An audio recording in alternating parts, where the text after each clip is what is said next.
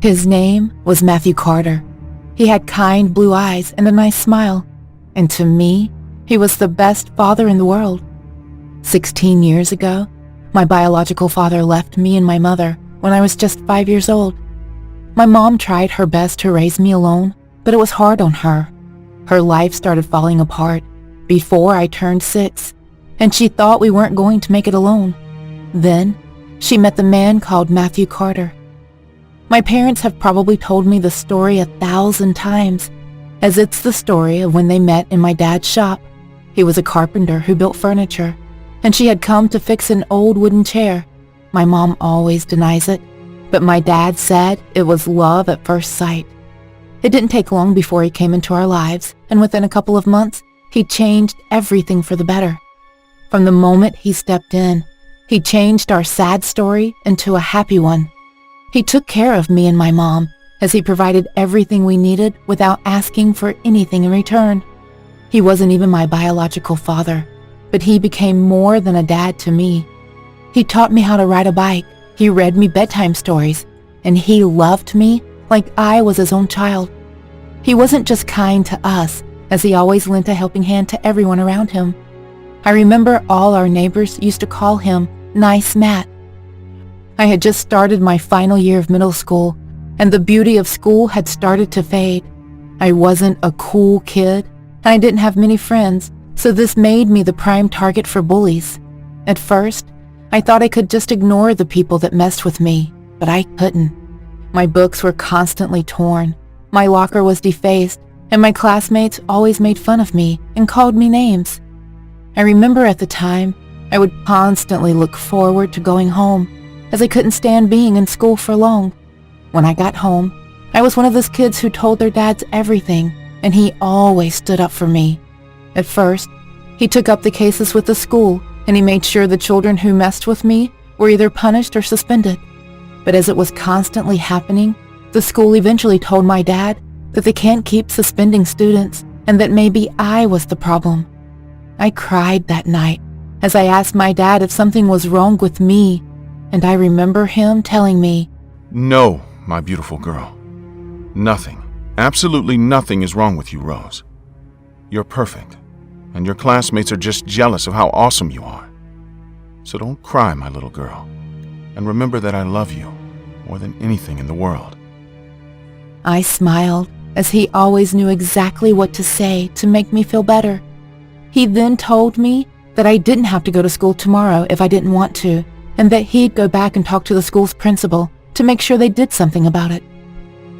The next day, I decided not to go to school, so I and my dad spent the day in the woods. Now, almost every kid in our town played in the woods, be it after school or during the weekend when it was safe. All of us had been playing there since we were little, so it was littered with tree houses, and it was always lively with playing children, hikers, and nature lovers. I had an amazing time with my dad as usual, and at the end of the day, I was feeling a lot better. The next day, on my way to school, I told my dad that I was going to stand up for myself, but he looked at me with a smile and said, "Don't worry, Rose. You wouldn't need to do that. Daddy has taken care of it. I made sure I talked to the principal about it, and everything will be fine." At the time, I thought he had managed to get the students punished or suspended, but when I got to school, the boy called Axel Hunter wasn't in class. Now, Axel was one of the worst kids in class, and he was my #1 bully, so I was glad my dad got him suspended. But that afternoon, an announcement came from the principal saying, "Attention, students. Your classmate Axel Hunter hasn't come home since yesterday. His mom is here and she's worried. If anyone knows where he is, please come to the principal's office." I remember being shocked by the news, and when I got home, I told my dad, and he said, "Well, he's a troublemaker, so he's probably skipping school. I went to the principal's office last week to complain about him, and I asked for him to be punished. I'm guessing that's why he didn't come in today." Now, while I hated Axel, I still didn't want anything bad to happen to him. Plus, it was the first time in the history of our town that a child went missing. My dad could tell from the look on my face that I was worried, so he said, "It's okay, Rose. As I said, he's probably just skipping school, and He'll be back soon. But 3 whole days had passed, and he wasn't. The cops had gotten involved as they started to look for him. But things just got worse from there, because Axel was just the first of many children to disappear, as during the following week, 5 more children had gone missing. After a while, the cops had managed to narrow down their last locations to the woods. The town was on edge now, so my dad, being the nice man he was, formed search parties to look for them. He visited and comforted the families that were grieving, and he gave them reassuring words that they'll be found. It didn't take before the woods were closed off, and the school started a new curfew for its students. Now, even with all that was going on, school had become a bit bearable for me. And this was because most of the missing kids were known troublemakers, so without them coming to school, the bullying reduced. That night after school, we had dinner together, before my father bid me and my mom goodnight, as he said he was going to the shed in our backyard to plan out a new route for the search party. He told us that he believed it would make it easier for them to cover more ground and find the kids faster. I remember my mom looked at him and said, "You do so much already, Matthew. This town is lucky to have you." He then put me to bed before making his way down to the shed. I don't know why, but I wasn't able to sleep that night. I stayed there twisting and turning before I decided to go see if my dad needed any help. I thought he'd be thirsty, so I went to the fridge to get him a cup of water before making my way down to the shed. Now, the shed that we had in our backyard was soundproof, and that's because my dad worked there from time to time. He soundproofed the small building because he said he didn't want to disturb the neighbors with the sounds of his saws and carpentry tools. As I got closer, I saw the lights were on, so I knew he was still there. I remember making my way to the door when something caught my eye. It was just a glimpse through the window, but as I got closer, I could tell there was someone else in the shed with him. Curious, I went back to peek through the window to see if I was right, and what I saw scarred me for life. My father was holding what looked like a pillowcase, and I watched as he slowly started putting rocks into it. When he was done, I then watched him make his way to the table where one of my classmates, Eleanor Grayson, was strapped down. I could tell she was screaming the word please, but since the shed was soundproof, I heard nothing, and as I stood there, I watched in horror as he raised the rock-filled pillowcase in the air before bringing it down on her body. No words can describe the feeling I got watching my father brutally murder a child by beating her to death with rocks. I wanted to scream and run, but my body couldn't move. I saw how the rocks cracked open her skull and the contents of her head spilled out. As he continued hitting her, I realized that I didn't recognize the man who was in that shed because my father's once nice eyes were now bulging red, and he had a look on his face that I had never seen before. After a while, it became clear that the girl was dead, as her disfigured corpse now laid motionless on the table. But even then, he didn't stop as he kept striking her body. I was still paralyzed with fear, but I managed to gather my strength to go call my mom. Unfortunately, that's when my father finally looked my way. I dropped the glass cup I had been holding to the floor, and I ran to the house, but he quickly caught up to me. I remember how he calmly held me and said, "Oh my God, Rose. You weren't supposed to see that. You were meant to be in bed." I didn't say anything in response, as tears started to roll down my cheeks. My father then said, "Don't look at me like that, Rose. I had to do this. They were spoiled and rotten kids who made life horrible for you and the other kids at your school. Punishments and suspensions don't work with kids like these. They are rotten inside, and this is the only way to take care of them. You have to root them out like the weeds they are." As he spoke, my heart started to race, and I didn't know what to do. That's when my father said, "Look at me, Rose. I need you to promise me that you won't tell your mom about this. Please, Rose. You know I love you, and if you keep this a secret, everything can go back to normal." I made the hardest decision of my life that night, as I remember looking into his eyes and seeing the father that I loved with all my heart. And even though it was hard, I knew what I had to do. So I screamed. My screams woke up my mom, who was a light sleeper. I remember her running out of the house to see what happened as our neighbors started gathering around. Before my mom could say anything, she saw the inside of the shed, and I can never forget the look of disbelief on her face. I then watched as she ran inside to call the cops. My dad, who was now kneeling on the lawn, did nothing to stop her, and we started hearing sirens. My dad stood up and started walking toward me. I remember thinking he was going to attack me, and my mom started to scream as she ran toward me. But instead of hitting me, my dad got on his knees and hugged me while saying the words, "I'm going to miss you, kiddo." That fateful day had a massive impact on me and my mom, as it completely changed the trajectory of our lives. My father's trial shook the town, as no one could believe that nice Matthew committed any of the atrocities that he was charged with. My father was questioned by the police as they asked him where he kept the bodies of the remaining 5 children.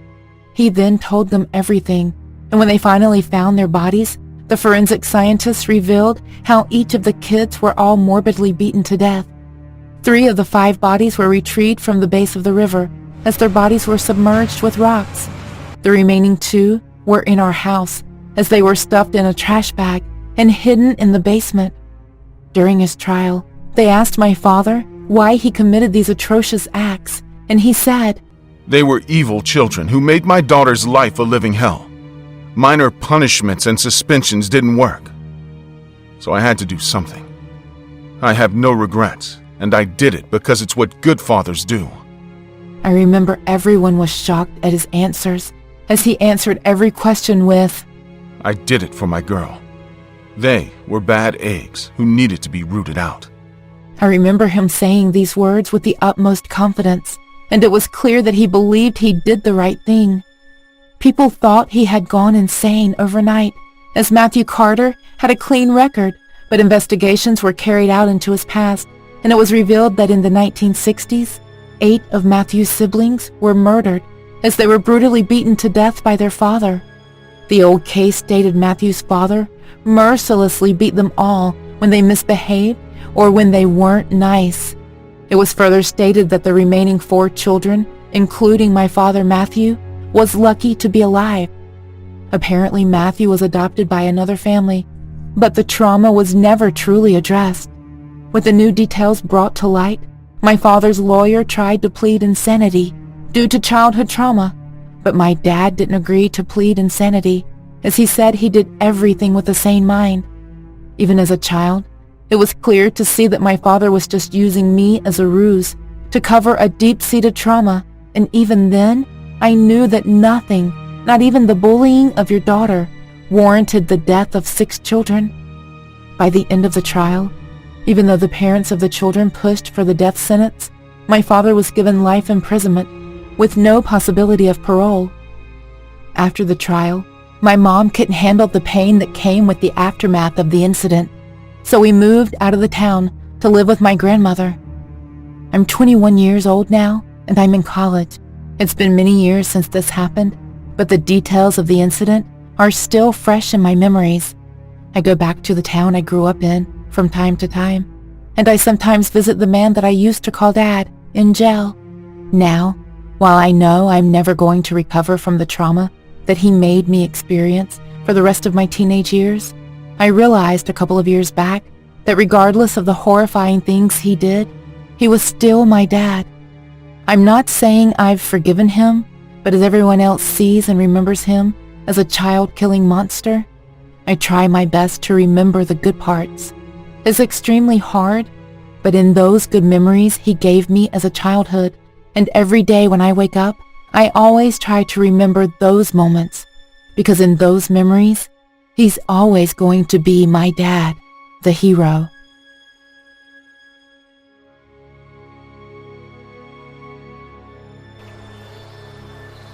Every family has problems. Most manifest in the form of bickering during holiday dinners. Others have it worse and fight with more frequency. But when it comes to conflicts with family members, I have everyone beat. My childhood years were the most traumatic of my life. 25 years later, I still struggle with the weight left by those events. My earliest memories included Jeff. My mom divorced my dad when she was pregnant with me. Shortly after, she started dating Jeff. Like is often the case, everything was rosy and loving in that phase. Jeff treated my mom and me wonderfully. Maybe the universe was rewarding her previous romantic hardships with a fairy tale-worthy partner. She was wrong. Everything changed when they married. Suddenly, the romantic turned sour. Friday night family time, which is what he used to call it, was replaced by benders with his friends. Any time spent with us was scrapped. The love and care he showed my mom morphed into abuse and physical violence. Alcohol flowed freely. Drugs began appearing mysteriously around the house. And just like that, my mom was back where she had escaped from, a domestic prison. Within the coming years, I grew accustomed to hunger, cold, and neglect. Seeing my mom and stepdad fight became the norm, but soon, he grew tired of battling my mom and began to direct his frustrations towards me. Every night, Jeff would stumble through the threshold drunk and begin screaming at my mom and me. I'd run and hide in my closet. That usually did the trick, until he blacked out. For those years, I felt guilty to abandon my mom in the line of fire, but Jeff terrified me. I spent countless nights tucked away in the closet, cowering from Jeff. That was until I turned 9. That evening, a few days after my 9th birthday, I watched television with my mom when Jeff's drunken jingling of keys caught my ears. He was coming, and he was drunk. I sat up straight on high alert. My mom put her arm on my shoulder and looked to the door in anticipation. It was business as usual. Jeff crossed the door, mumbling obscenities and swaying slightly. My mom patted my back. It was time for me to go. She got up to try to tame the fire inside her drunken husband.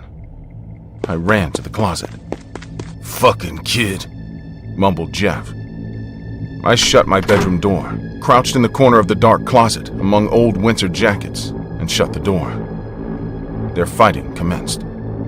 Loud thuds shook the walls of my safe space. My mom screamed in pain. Footsteps approached. I covered my ears, muting the horrible sounds emitting from the living room. The closet door swung open. Jeff yanked my wrist hard out of the closet. "No!" pleaded my mom. "Jeff, no, no!" I walked into the middle of their altercation, confused and afraid. Fine, I'll do it. Just leave Jimmy alone," my mom bargained. But Jeff wasn't listening. My mom continued pleading, but Jeff knelt in front of me and gripped my shoulders tightly. His grip hurt. His smile was wide and fake. "Jimmy," he said in an equally fake, soothing tone. "You want to make $10? I bet you do, right? I'm gonna need a favor from you. Can you do me a favor?" Behind him, my mom wailed. Jeff barked at her, instructed her to be quiet. In a hoarse voice, he screamed at her. "I told you, they can't arrest a 9-year-old. This is happening. So get with the program, or I'll make you get with the program. This is happening." My mom whimpered helplessly. Jeff turned back to me and resumed his pseudo-calm talk. He produced a small brown bag from his pocket and handed it to me. "You're going to take this." He placed it in my trembling hands. "And you and I are going to go for a... Don't squish it. You and I are going to go for a ride. Sound good? At the end of it, you'll get $10. He got up, grabbed his keys and my wrist, and walked me out of the door. As the door closed, I saw my mom sobbing violently, watching me leave. That night was the first time I helped. We got in his beat-up clunker of a car and drove to a nearby gas station. We parked along the shadows, far from the nearest car. His instructions were easy. I was to walk into the gas station, go to the back of the store, and hand the bag to a man with a red cap. In return, the man would give me something. I was to come back to the car. Easy peasy. I did as I was told. I walked into a gas station, alone, at 11 p.m., as Jeff watched from the car. I passed a security guard that read a magazine. I passed various patrons attempting to buy alcohol. I walked until I saw a red cap. I did what I was told and returned to Jeff with the bag. "Attaboy," he said. From the bag I had just handed him, he generated a wad of bills. I stared in amazement. He pulled a $10 bill and handed it to me. I'd never had that much money in my life. I held it in front of my eyes in awe. He ruffled my hair. "We're gonna make a lot of money, kiddo," he said in a joyful voice I had never heard out of him. "Remember, 9-year-olds can't be arrested." I didn't know what that last part meant, but if it meant I could get more money for my mom and me, I was happy. For the next months, Jeff and I went on similar excursions multiple times a week. Sometimes I'd go into venues empty-handed and return with multiple bags. Other times I was instructed to leave bags in very specific places and leave. We visited alleys, convenience stores, abandoned warehouses, houses, stores, and parking lots. On occasions, policemen would stare at me suspiciously, wondering why a kid was alone late at night, but no one ever questioned me. Through that time, I collected over $270, more money than my mom or I had seen in years. But my mom never seemed to be happy with my bringing her the cash. That horrific night that scarred me forever began like every other. Jeff and I rode in at 1 in the morning and parked outside an old dilapidated motel. "Go do your thing, Jimmy boyo." He leaned over and opened the door for me. I put my hands in my jacket and thumbed the 3 bags that hid inside.